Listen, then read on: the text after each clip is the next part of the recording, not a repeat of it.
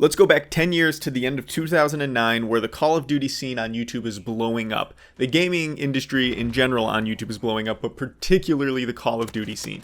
At the top at this time, there are some very key titans, and one of them was OnlyUsemeBlade. OnlyUsemeBlade used to be like the coolest guy in a room full of, the biggest channel at the time were a couple 100,000, 100,000 people subscribed to you on YouTube was as big as it got. There's not really any Twitter following. There's not any Justin TV following. There's not any of that yet. It's just these 100,000 people on YouTube, and that's huge. And Blade was one of those first people.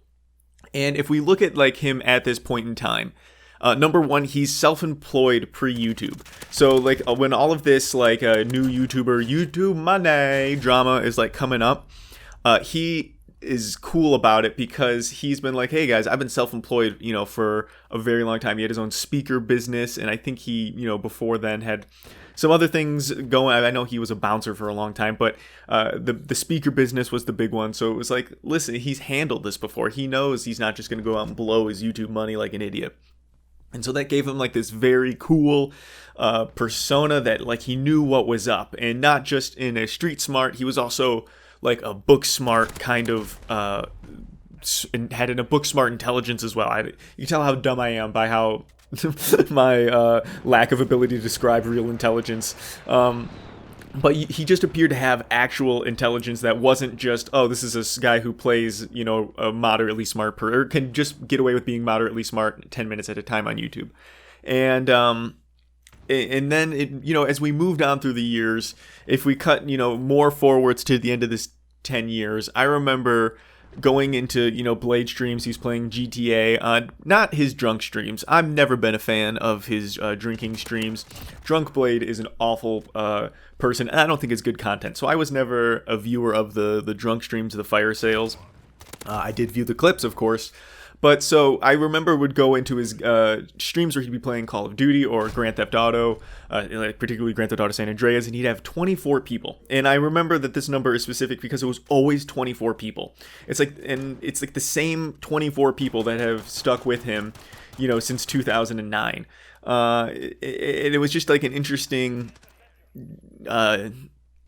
interaction in chat because everybody's known each other for a very long time, and it wasn't like a regular chat of just people popping in and out, or people that have been big fans for maybe a few months.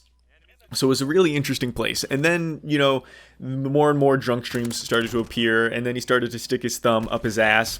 And at first it could, when the thumb up the ass happened, I thought like, oh, he's, first of all, he was drunk. Second of all, it was, I was going to say it was a big donation, but then I remembered it was $50. He did it for like $50.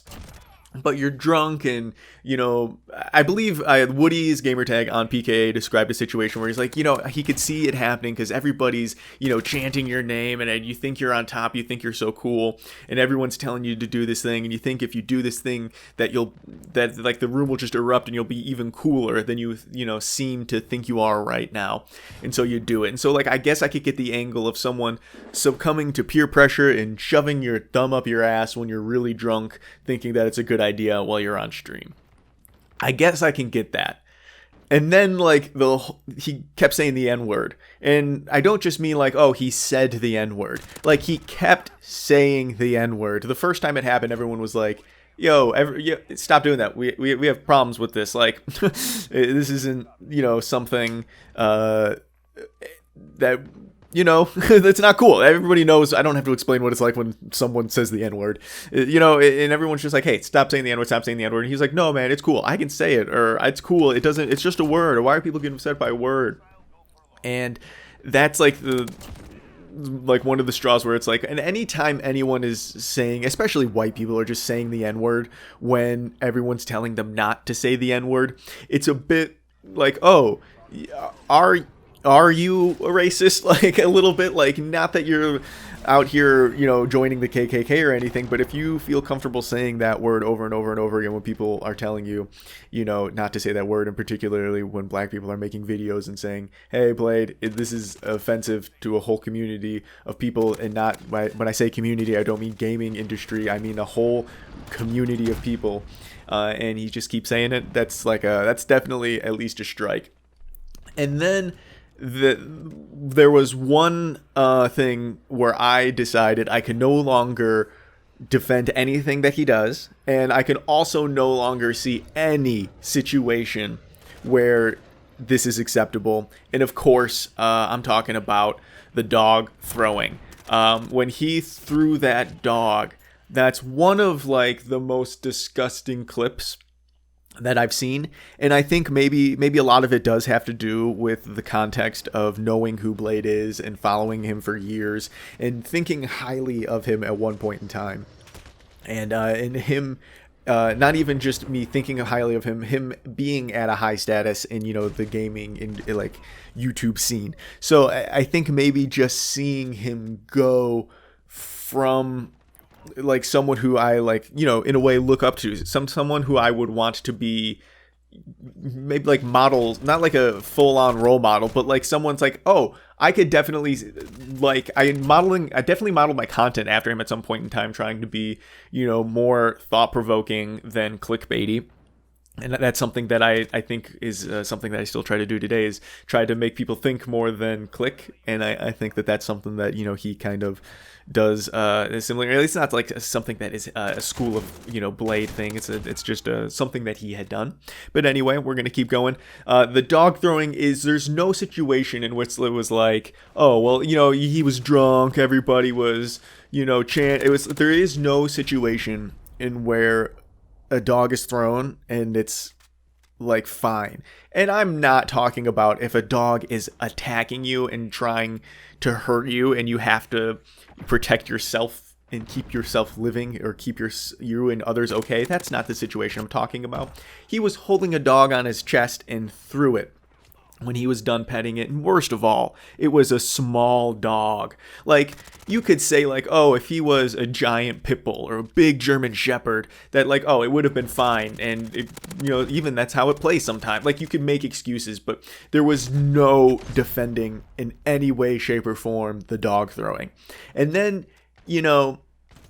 to cross, there's not really many lines beyond that. Dog throwing, but one of the ones that he did cross, and it's one of the only ones left, is the rape that happened in the back of the RV. And I think it's fair to call it a rape, because it's not just a sexual assault. That woman was unconscious and he was doing, we saw, you could see movement in the back of that clip where he's back there, and you can see him in the background. You can see movement kind of, and it's just like a back and forth rocking kind of movement. And it's the most despicable thing that you can imagine. I think, because it's not only, I mean, I don't know. I don't necessarily want to break down sexual assault. That's not really what we do here. But it's just so terrible. I can't think of anything else to say about it. And particularly, there's live streams going on. What kind of a person is thinking? Again, there's no defending. Oh, if there wasn't live streams, it would have been fine. But the point being is, this is someone who is so disgusting that he doesn't even so disgusting and gross that when all of the live streams are on, that's not even a barrier. That isn't even a barrier for him.